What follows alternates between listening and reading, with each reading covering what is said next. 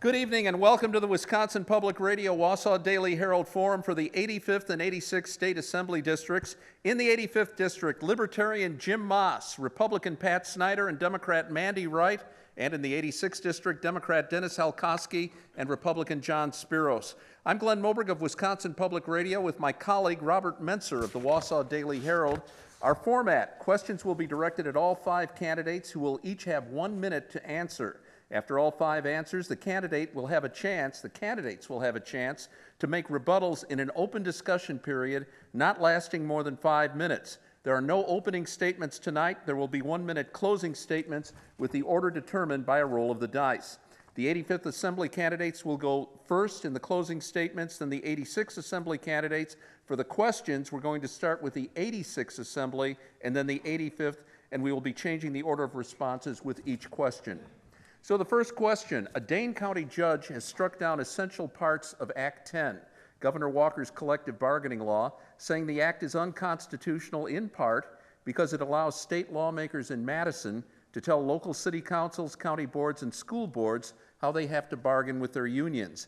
If you agree that the law should have been struck down, how will these local units of government balance their budgets if they have to negotiate more expensive agreements with their workers? If you disagree with the ruling and you're in favor of the governor's collective bargaining law, how does that fit in with the traditional Republican view of limited government and local control to have politicians in Madison telling city councils, school boards, county boards, and union locals how they have to do their business? And we start with Dennis Halkoski, then John Spiros, then Jim Maas, Pat Snyder, and Mandy Wright. Dennis, you've got 1 minute. Thank you, Glenn and Rob, and thank you all for being here tonight. My take on the judge's ruling is that if Act 10 had not been passed in the first place, we wouldn't be looking at this. There should have been more work put into that bill. It was rushed through, and the public workers agreed to monetary concessions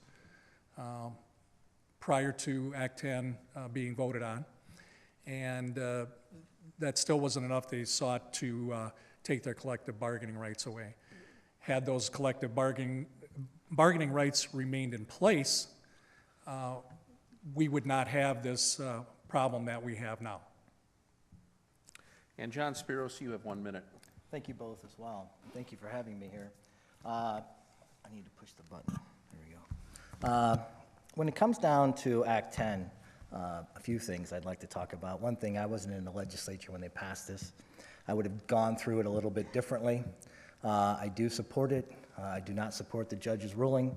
A few things that I'd like to talk about is that, on the city council in Marshfield, I'm the chairman of the Finance and Budget Committee. I'm dealing with all the contracts. I've dealt with all the contracts, and really Act 10 has come out and benefited us from the standpoint it's given us tools to use for a community, and has actually helped us from that standpoint. Where in the past, it really didn't give us any options. It was typically the union would go to arbitration, and bottom line is the arbitrator would make a ruling, and typically it would go against the city.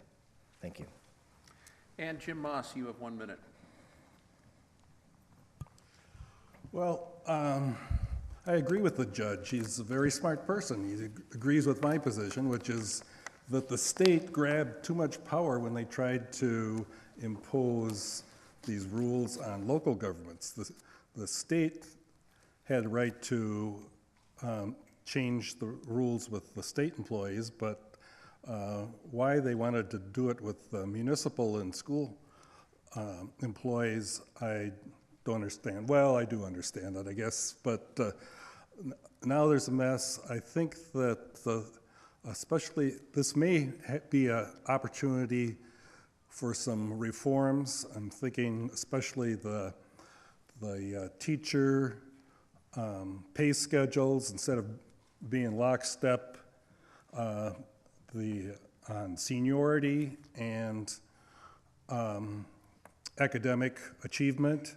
I think it has to go, regardless how good a teachers they are, I think we have to go with some kind of a reward and incentive for good teaching, and bring that back down to the local level where the local schools decide who the best teachers are and who isn't.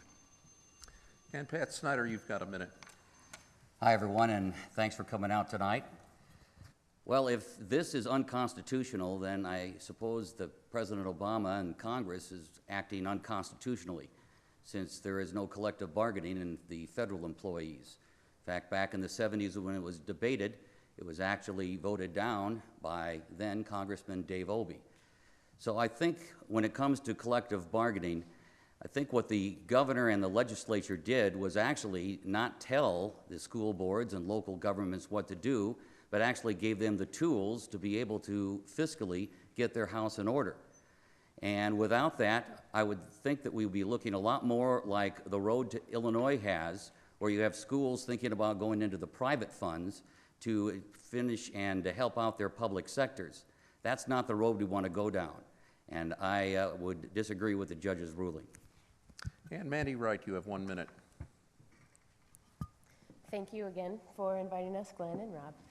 I feel very strongly about this. I think that the 6 days that were allowed for Act 10 to be discussed and passed were a big reason that we have the divisiveness in our state right now. Clearly, it's an extreme piece of legislation, and clearly the people who are affected should have an opportunity to speak about how that is going to affect them. And all of the turmoil that we've seen in this state ever since then, I think, is in large part due to the timeline of just 6 days from when this legislation was proposed until when it was voted upon. I also think that collective bargaining is the right thing to do. I think it gives people the opportunity to come together, discuss their differences before any final decisions are made, so that we can create stability for all of our communities. It benefits employees as well as employers, and I think it's absolutely the model that we should be bringing to our community on all levels. Thank you. And any rebuttal statements? Anybody have anything to add? I would just like to comment on what John had to say. I've been a part of contract negotiations myself, working on the police department, and we actually had very amicable negotiations every time I was involved. I think that leadership is shown by being able to sit down with your employees and speak with them, and I think that is a big problem within the state right now, is we're not able to talk to one another anymore. Not only in government, but also neighbors, friends, and even family members can't talk to one another. And I think it shows great leadership for a person to be able to sit down with their employees and work out an amicable agreement. When you talk about speed, 60 hours of floor debate about the Act 10 reforms, let's just take a little trip back to 2009 for the budget repair bill. Governor Doyle, a Democratic legislature, pushed through the bill in less than 48 hours. Came to the legislators in the evening of Monday. Next morning, they were voting on it. No committee meetings, no public hearings, and then Governor Doyle signed it February 19th. A $1.2 billion tax increase, the largest in Wisconsin state history. That seems pretty fast to me, without much public debate or even telling the taxpayers of Wisconsin what was coming. So if you want transparency and working together, then I think we need to take an example of that. And we didn't see thousands of people go to Madison, try to recall Governor Doyle, have police and riot gear in the tunnel between the Capitol and Reser building. We didn't have senators leave the state, and we didn't have assembly people stand up and chant shame in the chambers. So I think that we need to look at all sides before looking at that. Getting back to the topic at hand, I think it's really important to consider that Act 10 was extremely divisive. This is the bill that we're talking about. And I think it's really important to think about what we need to stay focused on, which is what's best for our community. Act 10 was extremely divisive, like I said, and it is really important that we find ways to work together again without dividing our communities. I think it's really important to do that by giving people time and information about what's being proposed and what the decisions are going to be made ahead of time. John? Thanks. Couple things. You know, I was a police officer at one time, and I'm sitting on the city council. I'm in private business, so I see it from different angles. And like I stated earlier, I think as far as the way it was communicated, wasn't communicated properly. One thing that I can tell you, as far as a representative being elected, that you know that I'm going to go out and I'm going to talk to people, that I'm going to sit down and see what they have to say, talk across the aisle, talk to other legislators, and work with Jerry Petrowski and this area so that we can be better, we can get things done, and we can do it unilaterally. And I think that's why Jerry came out and endorsed me, because he knows that I'll do that. He's seen it, he's seen me on the city council and what we've done. I think if you were to talk to anybody on the council, you know that even though we're nonpartisan, we still get along, and we do it pretty well. And I think that you'd see that even in tough discussions, I'm still part of that, to where working on both sides and a little give and take, and I don't think there's anything wrong with communication, talking to people and understanding. Anyone else? Well, I think that what we've seen in the results is we'll have a $274 million tax surplus in July, or a budget surplus. Also, about $150 million in a rainy day fund. And not only that, but we've seen a lot of the school districts and the taxpayers save over $1 billion. It comes down to how the feasibility is and how we can sustain things. And moving on to Robert Mentzer, who has the next question. Thanks, Pat. Thanks, Glenn. Voters consistently say that they want bipartisanship, and in fact, we've heard this in some of the responses just now. Mandy Wright, you've made it a theme of your campaign, yet as a teacher, you had your pay docked when you called in sick in order to go and protest Governor Walker in Madison, and you were a prominent activist in the recall. How credible is it for you to say now that you're interested in harmony? To Pat Snyder, you've made a career out of mocking liberals on the air and holding court against some of the same legislators that you would be asked to work with. Will you be able to do that? To Jim Maas, you're an outsider who has harsh criticism for both parties, so how would you work with them? And for John Spiros and Dennis Halkoski, how would you bring bipartisanship to a political environment that seems consistently to punish it? And the order this round is Pat Snyder, Mandy Wright, Jim Maas, John Spiros, and Dennis Halkoski. Pat, you have 1 minute. Well, the fact of the matter is I've been married to a Democrat for 32 years. So I think that I can pretty much discuss things, or I don't think I would be here today. You know, when I'm on the radio and Tom and I would go after each other pretty good, that was part of the entertainment factor. My core values are there. When it comes to discussion and debate, I think it's fine to be able to bring up points and to discuss them. And yeah, some passion gets involved once in a while, just as long as you don't make it personal.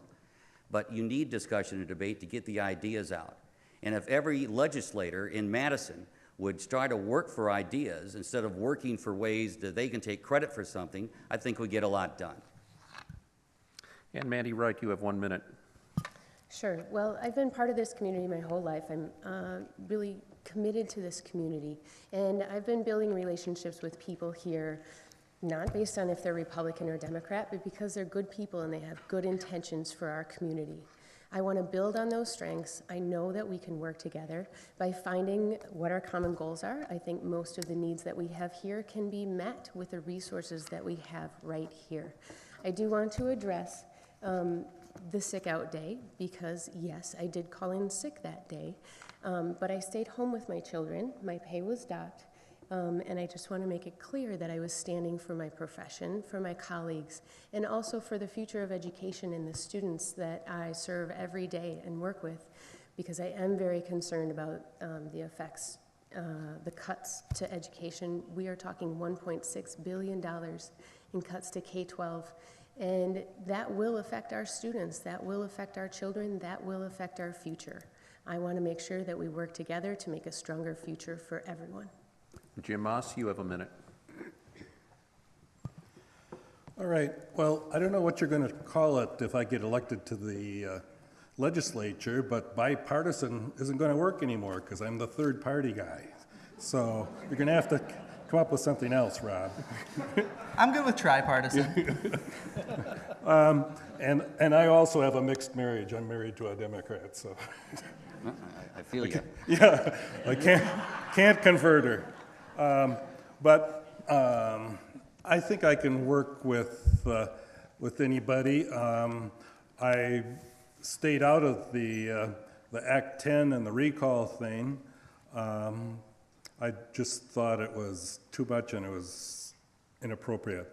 And as a libertarian, I believe I'm socially tolerant and I'm also fiscally conservative.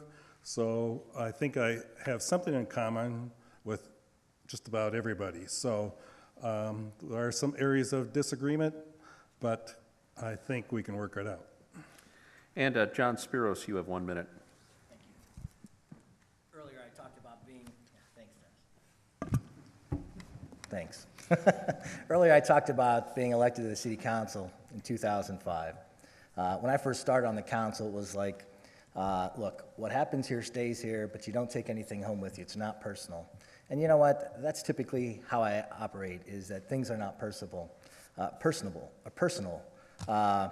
know, I don't care whether a person sits on this side of the aisle or that side of the aisle or right in the center of the aisle. I can work with all those individuals.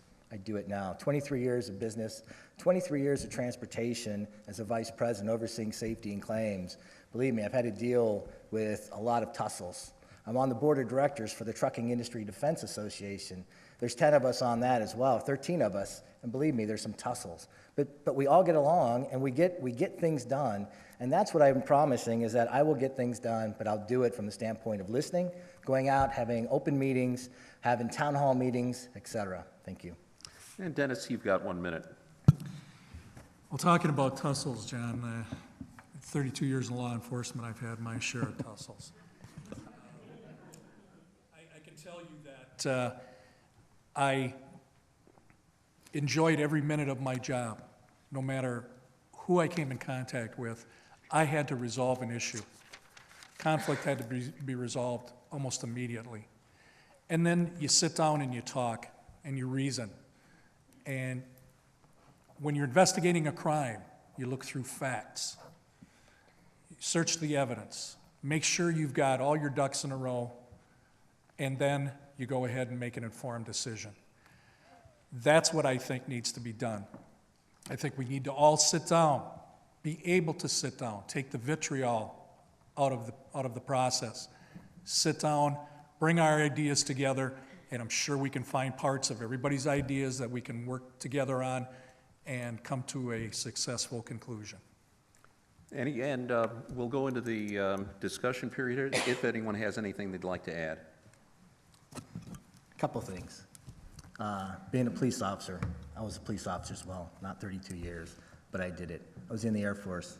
I did that time as well. So I dealt with different situations, but I can tell you that from my standpoint, who you have knocking at your door is the same person that was a police officer. The same individual. I handled things the same way that way as I do in my normal business. When you meet me, this is who I am. There's no phony. That's who you get. That's the way I was as a police officer. I don't go to a door and smile now and say, hey, look at me, I'm somebody different. Bottom line is, when I was a police officer, I did the job. But from a conflict standpoint, I dealt with conflict when I needed to. But for the most part, I communicated, I listened, and I took care of what I needed to take care of. But I did it from the officer standpoint as a peace officer. And I was outside of Dallas, so I really dealt with a number of other things. But you'd see, when I knocked on that window, I knocked on that door, it was still my job to do, but still trying to deal with it from a conflict resolution standpoint, that it wasn't so much that it was always one way. I got there and we could always talk things out. I didn't have too many situations. If there was any situation where I had to pull out a baton, where I had to spray somebody with mace, we were able to deal with it. Maybe I was fortunate from that standpoint, but that's how we dealt with things. Anyone else? Oh, go ahead, I'm sorry. Thank you. I do just want to say that as a member of this community my entire life, I've received excellent opportunities all along the way. And it's a big part of why I'm running, because I know that this is a fantastic community, and I know that I owe a debt to the people here because I got a great start here. I want everyone to get that great start. I know there will be tough times. I know there will be conflicts. But I think if we reach out with the best of intentions, not presupposing what other people think or say or will do, we can start to build the bridges again that have been severely damaged in the past 2 years. We can start working together again for the better good of everyone. As Rob's question for me was more the flamethrower, getting a discussion and debate on the air with Tom, there's also times that people don't bring up, the people I also brought in that I'm sure didn't quite have the same political ideals that I had. When I had the YWCA in for many fundraisers, when I had Philip Book in with his Wausau West Singers and Variety Show, Terry Riska in the Wausau East Drama Department, I really wanted to promote these folks. It's important, and we left politics out of it. So yeah, you can have discussions and you can be civil, and I'm all about promoting everything for the good of everybody. And I think I did that for 12 years pretty effectively on the radio. Anyone else? Let's move on to the third question. Is cutting taxes the best way to grow the economy, or is there a role for government in job creation in helping those who have been hit hard by the Great Recession? Or to phrase the question another way, when you make decisions in Madison, are you going to be more concerned about the taxpayers of Wisconsin or more concerned about those who are too poor to pay taxes? Let's start with Dennis Halkoski, then we'll go to John Spiros, Mandy Wright, Jim Maas, and Pat Snyder. Well, I think it's a combination of all of those things, Glenn. First of all, taxes, they're a part of life, and nobody likes to pay taxes. But depending on who gets the tax cuts is very important to how the economy moves. I believe that the middle class getting tax cuts gives them more money to spend, to buy products, which are then in turn creating jobs for the people that produce those products. That's my take on the tax angle. Also, I see tax breaks being given to people who don't necessarily need those tax breaks, and yet they take part in our society. They use our infrastructure, they use our roads. Their employees are educated in our schools, and I believe that everyone should pay a fair share. John Spiros, you have a minute. Thank you. I'll echo the beginning of Dennis's comments, and that would be that I'd be concerned about all. I'm concerned about all citizens in Wisconsin, not just this group or that group. Increasing taxes should always be a last resort, no matter what, from my standpoint. I think we need to cut waste. We need to look at abuse and inefficiencies within government. I think we can cut some of those things out, which actually help all the groups. 2005, again, elected to the city council. I ran because of high taxes. Our first year on, we actually were able to reduce the tax code. We've had the tax code down now for 7 years. I think we've reduced it almost by 1 point, and that's a lot when you talk about. Before I got on there, it was up over 10, and we've done pretty well for it to be in the 8s. So those are things. I think that. One other thing, our income tax code, it's over 100 years old. I think it needs to be reformed. We need to take a look at that. That'll help everybody. Thank you. Mandy Wright. Thank you. When it comes to taxes, it's all about choices and priorities. We need to have revenue, and we have programs to support them. I think it's really important that we make the right choices and decide what our priorities are. In this last biennial budget, we spent $2.3 billion on special interests while making historic cuts to our schools. I also think it's really important. That's not the right choice for us because that was affecting our students, that was affecting our communities. I also think it's really important that we make choices that don't hurt the people who are already suffering.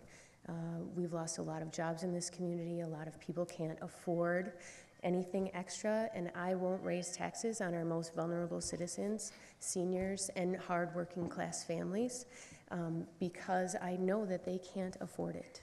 I think it's really important that we make the right choices for our communities. We can close those loopholes. We can address that $2.3 billion in special interest money that's completely unaccounted for, and we can keep our communities strong.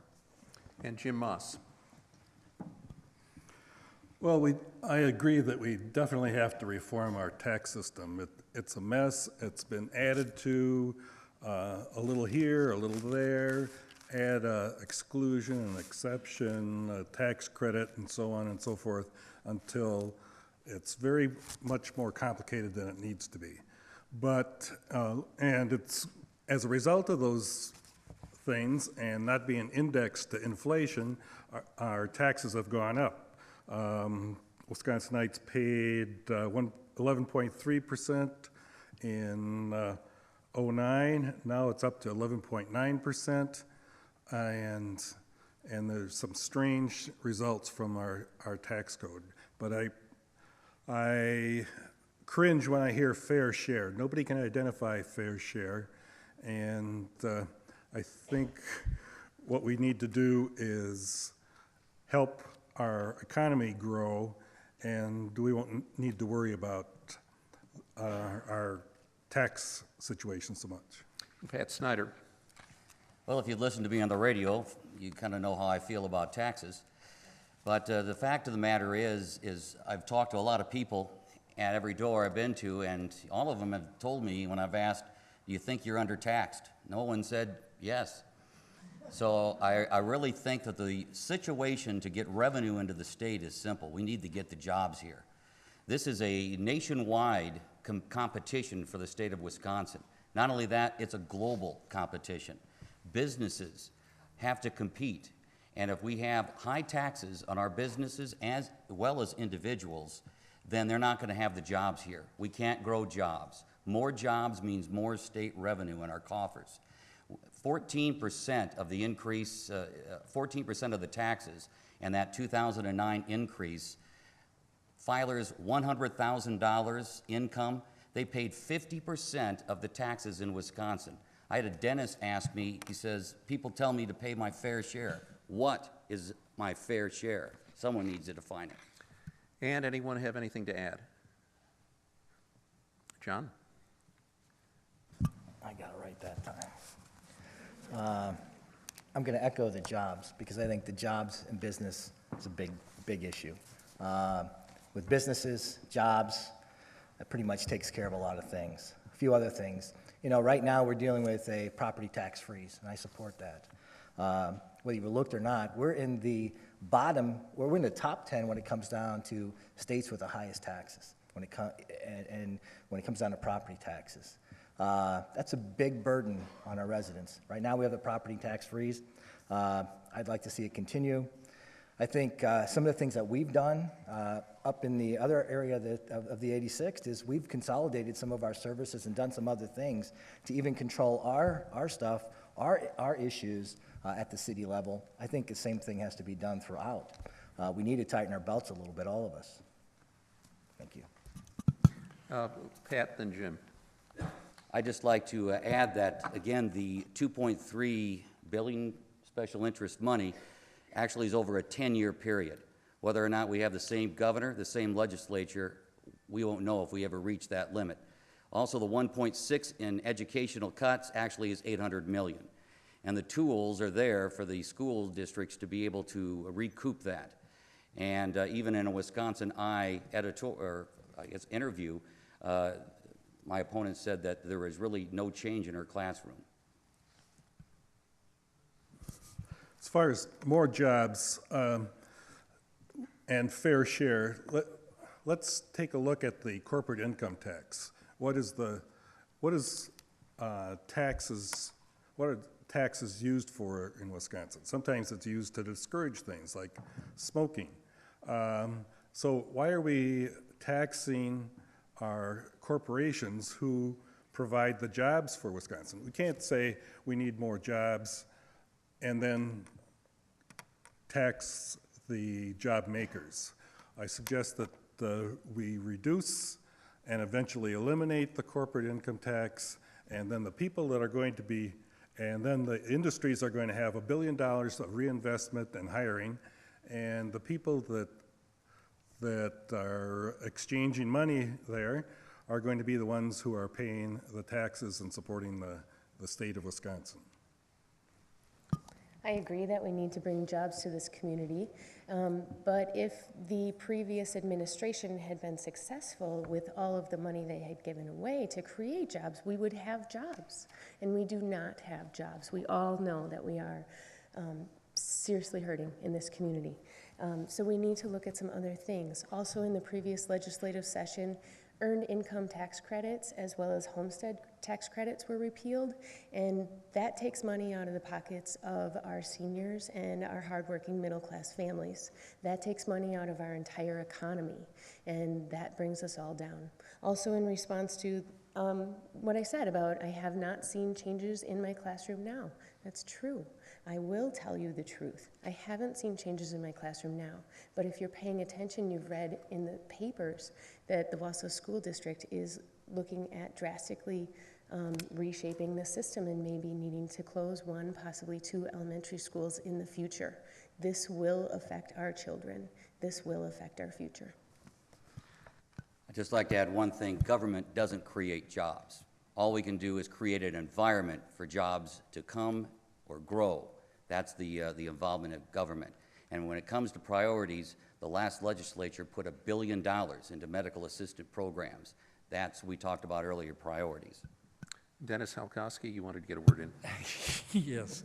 I just wanted to say that the $2.3 billion was proposed to be for creating jobs, and as Mandy's already stated, that simply didn't happen here. We saw that. And in fact, most of that money went to special interest and corporations. And there were no jobs created. Let's face it, folks. If you own a corporation and you're not putting out enough product, are you really going to hire some more people if you're not selling that product? That's just common business sense. You don't give tax breaks to people that aren't producing. We need an accountability system built into that. If we're going to be giving our tax dollars away, we need to have accountability. Can I just follow up real quick? Does everybody believe that government can't create jobs? Do cops have jobs? Do firefighters have jobs? Do our fighting men and women overseas have jobs? That's true, Glenn, but it's the city taxes that pay for it. People hire them. I mean, when you put that much money into the system, do you really expect the government to do like what Solarindra? Something like that, maybe? No, I'm just saying it's a blanket statement. Governments can't create jobs. Are those not real jobs? Right, but then who subsidizes those jobs? The taxpayers. Absolutely. And when government grows a little too large, how do we pay for it? Jim? Right, you can't have school teachers paying taxes and then the government pays the school teachers in a circle like that. You've got to have some people that are making stuff and selling stuff and exchanging money in order to support the government so you can have these public employment. And it scares me when you're talking about the government creating jobs because somebody mentioned Solyndra. That's a perfect example. Only 27% of the people think that the government should be directly involved with helping companies get ahead because there's favoritism. And you can't support one business that might be competing with another Wisconsin company. It's just not right. That other company CEO is helping support his opponent, his competition. So that's nothing. We need to encourage economic growth, not create jobs. We need to move on. Let's go on to Robert Menser, who has the next question. All right, let's move from taxes and jobs to the environment and jobs. Earlier this year, a proposal to change the way the state approves mining operations died in the legislature. That proposal was geared around a proposed iron mine in the Penoki Range south of Lake Superior.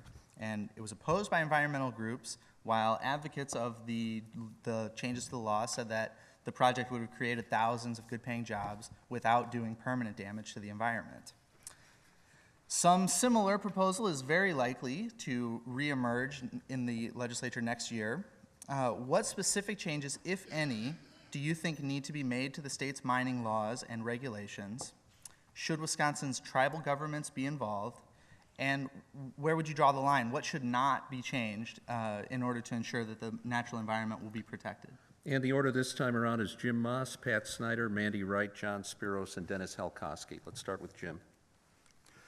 Well, Wisconsin is blessed with some natural resources, and if we're talking about jobs and economic growth, that could certainly help grow Wisconsin. And I think there's absolutely a safe way that we can do that. Now, there are some people who would oppose any kind of mining anywhere, and other people who will support all kinds of mining everywhere. But I think we can work that out, and I think that there are different kinds of mining, different mining procedures. We have a Department of Natural Resources that's expert in this sort of thing, and I think they can take care of it. I do respect the local people and would hate to overrule them if they opposed a mine, because I think that they have the right to do that. So we have to persuade them rather than force them to accept it. And Pat Snyder, you have a minute. I think the mining legislation was a terrible waste that happened. The legislation wasn't approving a mine. The legislation was changing the process of how it's done. When a company comes into the state, I think we have come to a time where we can work with the environment as well as business to make sure there is that connection with not harming our environment, but utilizing our resources. Now, what the whole situation is that a company comes in, makes a proposal to the DNR. The DNR reviews it and then comes back with questions. The company then answers those questions. And then the decision is made whether or not to move forward on that. It takes about a year. Before that, the DNR had unlimited time of constantly coming back wanting more and more and more. If you're an investor spending millions of dollars into something, it's being held up in that. We had to make a change on that legislation. I think our DNR are smart enough people to know if it's going to work or not. Mandy Wright. Sure. Well, I come at this from the perspective of a hunter. I'm excited to shoot a deer, hopefully, with my dad this year. Also an outdoor enthusiast, and also a community member who understands that we desperately need jobs, especially in the area where the mine was proposed. I welcome anything that can create jobs in Wisconsin. On the other hand, I think it's extremely important that we don't compromise our environmental integrity in the long term for some short-term job gains. We need to be very careful and thoughtful. The decisions that we make will affect generations to come. And the legislation that was proposed was drastic and extreme. I think it's important that we don't have legislation that's written by industry any more than we have legislation that's written by environmental groups. This is, once again, an example of a missed opportunity where we could have worked together, where we could actually be moving forward on this issue. But one side was very extreme and was not willing to compromise. And on to John Spiros. Okay. I think Pat's right. This was a, thanks, Dennis. You'll just have to keep doing that, all right? Off, on. Take care of it. I can't remember that. I think they're working together. That's right. See? That's how I work together. Now, AB 426 and SB 488 were amended bills, is what they were. And the amended bill was an opportunity to create jobs. I think the bill, no matter what, needs to always protect the environment and water. That has to be first, no matter what. And that has to protect us, our citizens, around there. But this was an opportunity, and I think it will be an opportunity in the future, to where we can work together across the aisles, sit down with legislators, our local officials, as well as all the citizens in the area, to see if we can't do something up there, because this wasn't just jobs up in that area. but it was also a trickle down into areas like Wausau in this area to where it could have helped with parts, other things, and could have got things stimulated. So I think we need to take another look at it. I think we need to make sure it's protected. And I think the DNR already came out and said that it does protect the environment. We need to just take another look at it. Dennis Halkoski. I say that this is a perfect example of bipartisanship. When this bill was voted on by the state Senate, there was a Republican senator who voted against the bill. And that's how it was defeated. He recognized that the possibility of this mining project damaging our environment was more important to him than any party ideology. And I appreciated that move very much. We have to remember that there are people living up there. And it's a tourist area also. Tourism brings in $16 billion to this state every year. And there are 180,000 people employed in tourism. If we start damaging our environment, what's going to happen to the mom and pop businesses that are a part of tourism in this state? What's going to happen to them? I think John's right in that everybody needs to get together, including the people living in that area, and discuss what should be done sensibly. Let's just slow the process down. It seems like everybody wants to do everything in a hurry here. Whether it's Act 10 or voter ID bill or this particular situation, we need to slow the process down. There's nothing wrong with that, and get it right. And Dennis, you've gone over, we're now into the rebuttal period. If anyone has anything else to add, please jump right in. I'd like to just add one thing. Again, this is about the process of getting this determined if it's a yes or no for a mine. It still has to be approved by the DNR and the EPA, and they're going to continue to monitor it afterwards. You know, a year's time to determine if a mine can go in there is too fast. I just disagree with that. I think we can give the companies a yes or no answer to be able to go in. And you know, you look at our state flag, it's mining and lumber. We're a manufacturing state. That's starting to come back to our state. We should embrace that. And 5,500 jobs, some that would have been private union, I think it was nothing more than just a slap at Governor Walker for not to have a victory before the recall election. I also think there are examples right here of when we have hastily chosen jobs over our environment. I grew up on the Wisconsin River, and I think we can all remember when nobody could swim in the Wisconsin River, when you couldn't eat fish out of the Wisconsin River because of the extreme pollution there. Now that it's cleaned up, it is a wonderful boon for our community and a center for business, and our waterfront is really very attractive. But we need to be very careful because, after all, the taxpayers are the people who are left with the bill when we need to clean things up. And we, the community members, are the ones who will take the responsibility for that. Our children and our grandchildren will suffer the consequences if we do not take care of our environmental resources today. Let's move on to the next question, and for the sake of time, we're about 3/4 of the way through. I'm just going to have the five of you answer, and we're not going to do a rebuttal for this one. Are you in favor of making abortion illegal or putting additional restrictions on abortion in Wisconsin, or do you believe that abortion is a right? Is there any possibility of compromise on this issue? Also, are you in favor of or opposed to legalizing gay marriage and repealing Wisconsin's constitutional amendment defining marriages between one man and one woman? Dennis Halkoski, then John Spiros, then Pat Snyder, then Mandy Wright, then Jim Maas. Dennis, you're first. I believe that a woman has the right to choose, and I believe that all human beings have the right to choose, as long as it's within the law. And let's move on to John Spiros. I'm for the sanctity of life, and so I would be against abortions from that standpoint. Is there any room to move, probably in the most extreme situations, I'd have to take a look at it and understand it. Regarding the rest, since Dennis didn't answer, I'm not going to.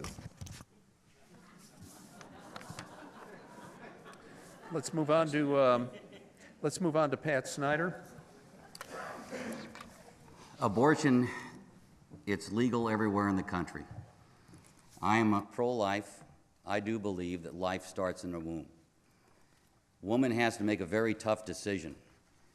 You can't legislate this type of thing. You have to actually go to the heart of the women and men that are facing this and hope that they change their hearts. I know this personally. My brother and his wife, they've adopted 5 children, all through mothers who've decided to have their children and wanted to give them up for adoption, and even a nephew of mine who is a product of a rape. So there are people out there that do look beyond the hurt or beyond the tragedy and make that decision. So right now it's legal. I would not put taxpayer dollars into subsidizing it, though. And I would also support our constitutional amendment, one man, one woman in marriage. Mandy Wright. Thank you. Again, I think this is a peripheral issue. It's important to many people, of course. What I really think is that nobody wants an abortion. Nobody goes into this situation deciding that that is what they intended from the beginning. This is a lack of education. This is a lack of access to health care and resources. So we really need to be focusing on making sure that people do have the education so they understand what happens when they create a child. They understand the responsibilities that they're taking on. They understand the implications for our entire community. Obviously, this is a very complex and personal decision, and I think it should be left up to a woman and her family and her religious community in consultation with her physician, so that we can have healthy families. I also think it's critical that we take care of the children here. I can tell you as a public school teacher, we have many children with serious needs, and we are not meeting all the needs of the children that we have already. We need to focus on the kids that we have here and make sure that we have excellent education and prevention services available for everyone. Jim Maas. Well, the Libertarian Party would like to keep the government out of those kinds of decisions completely. For one thing, it's an emotional position. The people who think that life begins at conception cannot be persuaded by people who believe that life begins at birth to change their positions. It just doesn't make sense to either one. And it's, we don't want, the Libertarian Party doesn't want to force either one to change their ideas. We remind them that personal freedom and personal responsibility go together, and we need other options, and we need education so these things don't happen. As far as gay marriage, Libertarians don't think that there is anything like gay marriage. There's marriage or there isn't marriage, and we support separating marriage and state. I don't know how the state got into the marriage business, but I think it's a little, just follow the money. And very quickly, Dennis Halkoski, you didn't answer that part of the question. Would you be in favor of legalizing gay marriage in Wisconsin? Yes. Yes, I would. John Spiros? I think that marriage is between a man and a woman. And Mandy Wright? I will actually have to agree with Jim Maas here that marriage is marriage, and government doesn't have a right to decide who should marry who. Let's move on to the next question. Robert Menser.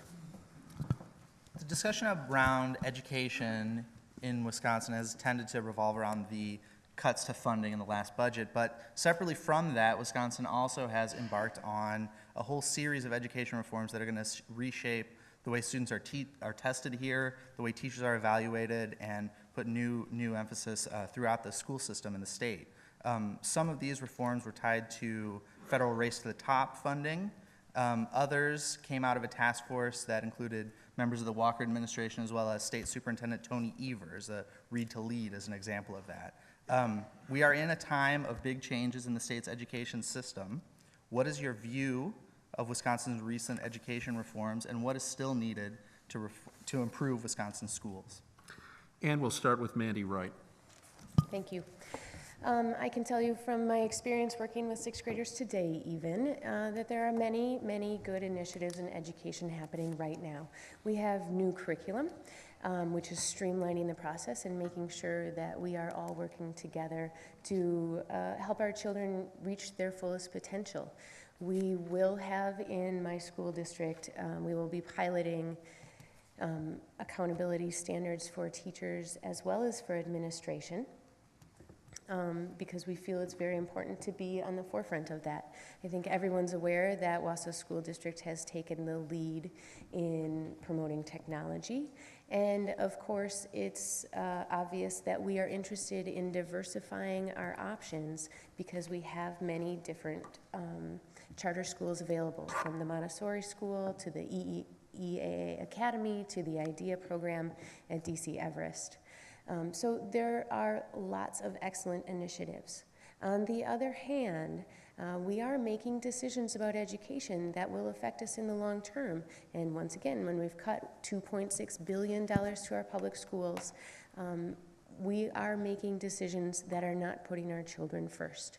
We also have recently, in the past legislative session, decided to spend $300 million on unaccountable voucher schools that only exist in Milwaukee and Racine.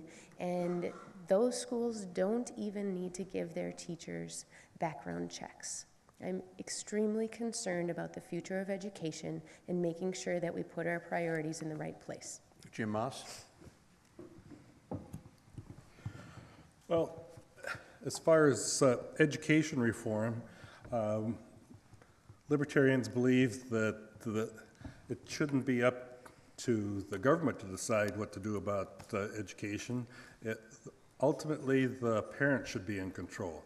And we're getting more and more choices to pick from.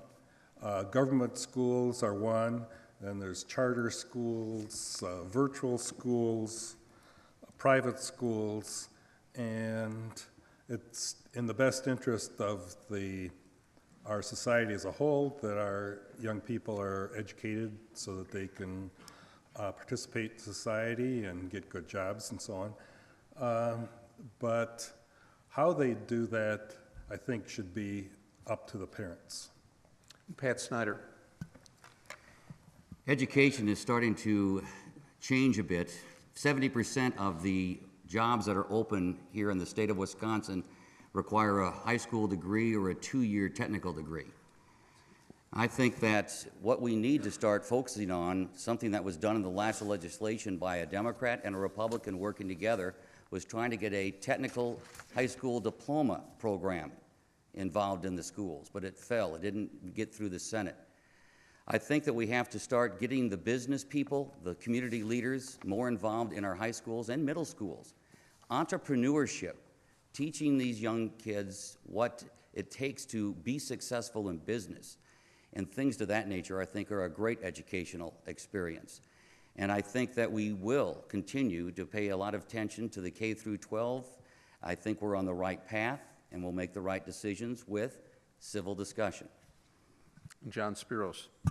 I'd like to echo a little bit of what Pat said. You know, we rank about 42nd when it comes down to a ready workforce. One thing I know when I was asked at the Wausau Herald before the primary is what would I talk about from an education standpoint. And I think Pat's right on that education, business have to work together. Business has to come in and figure out what do we need to do, and we need to educate on those so that we have that ready workforce going. But the other thing is with the school system and the education task force, one thing I liked this was bipartisan. And they put that back into the school system, and they worked on this together. I think that just shows you that both sides can come together on things like this. And I do believe we need to put money back into education. Education is important. There's children out here today that are sitting there. These kids, this is our future. This is where we need to put our money, and we need to invest in them and work hard on that. And Dennis Halkoski. Well, it may surprise you, but I agree with John and Tom.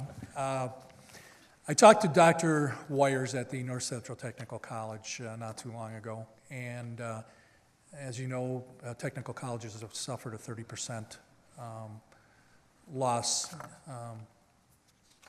in aid. What she told me was that partnering with businesses has allowed them to develop a training center in Merrill, which has just been completed, for public safety workers. And she said that is how she was able to get through part of the 30% cuts to her budget.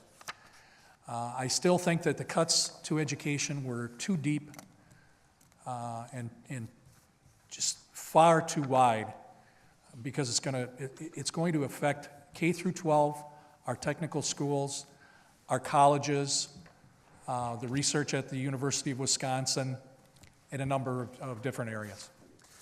And we are out of time. I wish we could continue this part of the discussion, but it does bring us to tonight's one-minute closing statements. We'll start with the candidates for the 85th Assembly District and then move on to the candidates for the 86th District.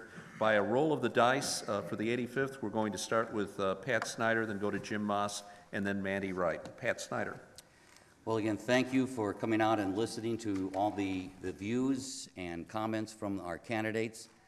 When I decided to get into this race, I actually had been discussed to join in the world of politics a lot earlier.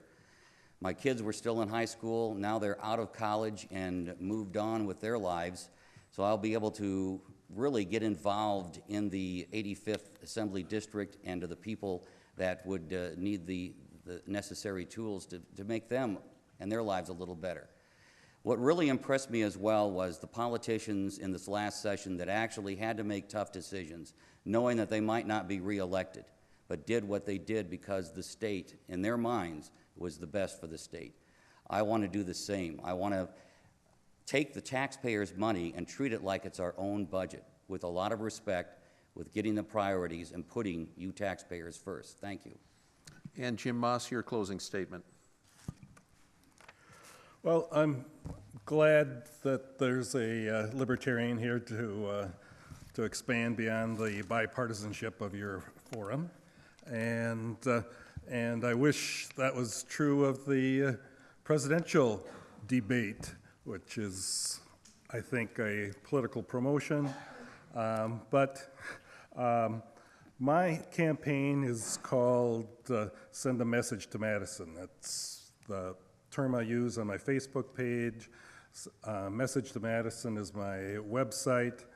I'm a libertarian, and like all libertarians, we're socially tolerant and fiscally conservative. We're in the middle. We consider ourselves in the middle. We're not beholden to any corporation. My opponents have raised $50,000 so far for their campaign. I've got zero, and so I don't owe anybody. Mandy Wright, you have 1 minute. Thank you. I'm running this race because I am thankful for the opportunities that I had here, and I do see that there are very important issues at stake. My opponent just admitted that he agrees with the $1.6 billion in cuts to K-12, and I think that's not putting our future as a priority. That's not making the right choice. There are clear distinctions in this race. I ask you to make a decision about who you think can bring our community together, who can reach out to the people here. He also mentioned that my children may hold me back, which is interesting. I feel very strongly that my children help me reach out to more people in the community. My children help me interact on all levels with this community, and I will be a part of this community. As your representative, I will be accessible. I will be where you want to find me. I thank you for this opportunity, and I appreciate your vote on November 6th. And moving on to the 86th District, we start with John Spiros. Thank you. I want to thank the Wausau Daily Herald, Wisconsin Public Radio, and the Wisconsin Institute for Public Policy and Service. as well as those sitting here and those watching. Tonight I'm asking, in the 86th Assembly District, to hire me as your public servant for the next 2 years. My family and I are running a positive campaign based on the issues. I work in the private sector for rail transport. I've been there for 10 years. I'm also serve on the Marshfield City Council. I've been on the City Council. This is going on my 8th year. I met thousands of people going door to door in this campaign, and I know people are hurting out there. There needs to be good paying jobs. We need to do something about it. We need to work together to create jobs, good paying jobs for the area. Job creation is my #1 priority and will continue to be my top priority if elected. I also believe we need to balance the state budget. We need to cut government waste and fraud and abuse of our tax dollars. I believe it is vitally important for a representative to listen. I will hold regular listening sessions and town hall meetings with my constituents. I will work with both Democrats and Republicans to get things done, and I'll work with Jerry and Petrowski, who endorsed me for this. Thank you. And let's move to Dennis Halkoski. In the summer of 2003, there was an arsonist that terrorized the Wausau area. I was a part of that investigation.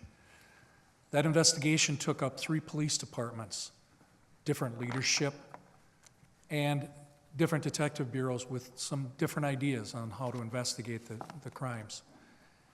But we all managed to sit down and work together. And we got accomplished what we needed to get accomplished, and we brought security and safety back to the people of this area. I don't know if you folks know about the Life Report. It's local indicators for excellence. And in there, it tells about a survey that was taken by the Life Steering Committee.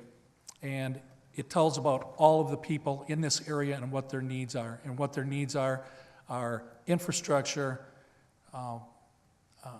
They love the schools that they have, and they love this area, as I do, and I've grown up here my entire life. And that concludes tonight's Wisconsin Public Radio Wausau Daily Herald Forum for the candidates for the 85th and 86th Assembly District.